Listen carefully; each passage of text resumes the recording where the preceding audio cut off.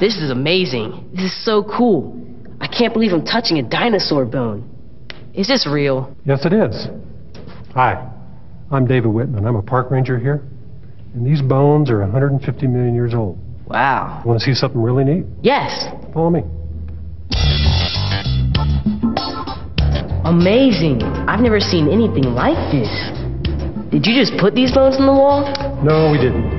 Excavation started here in 1909 and ended in 1990. We're doing excavations elsewhere. But during that period of time, we uncovered over 1,000 dinosaur bones. How did they all get here? A lot of them died of natural causes, and some of them died when the river dried up and they didn't have enough water. Oh, I almost forgot. My friends wanted to find out for sure if fossils are clues towards plate tectonics and earthquakes. Oh, I can help you with that. I have lots of questions. What was the environment like? Well, this was the bottom of a river, and the area was flat, arid. There were a lot of plants growing along the rivers, and of course that's where the dinosaurs congregated. Another question. How warm was the climate? It was hot year-round, and the reason for that was that this area was a lot closer to the equator 150 million years ago. So over the last 150 million years, because of plate tectonics or continental drift, this area has moved northward 400 miles.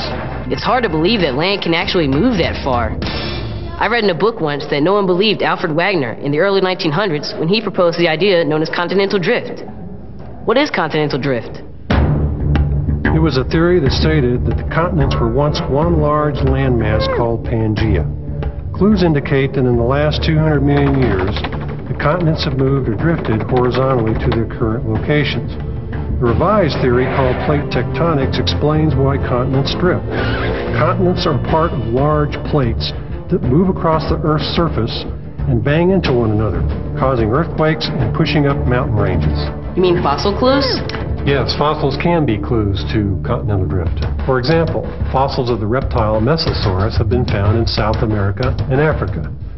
These reptiles lived in freshwater and on land, so how could they be found on different continents unless the continents had at one time been together? Well, another clue can be found in rocks. Strange. How do you know that a rock found here is the same as another rock found in the Colorado Plateau? Well, why don't you come with me? We'll take a walk and find out. Great. Well, Jacob, this is the Green River. Wow. I know I'd never seen anything like this before. As you can see, there's lots of different kinds of rocks here. Rocks can be clues of continental drift, but that's not the case here. They all look the same to me. How can you tell the difference between rock structures? Well, it's like a detective story. We look over at this sandstone over here. It looks like 6 other types of sandstone that we have in the monument. So how do we tell the difference? We have to look at the rocks that are associated with it. If we look at the rock that's just below that sandstone, we can tell it's the Chinle Formation. Chinle looks the same all across the Colorado Plateau. So now we know the rock above it, this sandstone, is the Glen Canyon sandstone. Do you have earthquakes here? Here, earthquakes are caused by mountain building forces.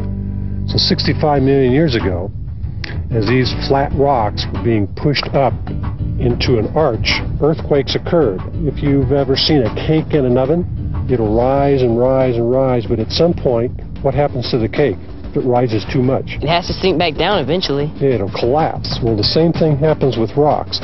They'll be bent, but they can only bend so far, and at some point, they'll eventually break. And when the rocks break, is that what causes an earthquake? That's correct.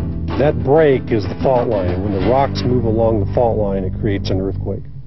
Well, have I answered all your questions? Yeah, I can't wait to go email the treehouse detectives. Well, do you have some time to go look for some fossils? Sure. All right, let's go.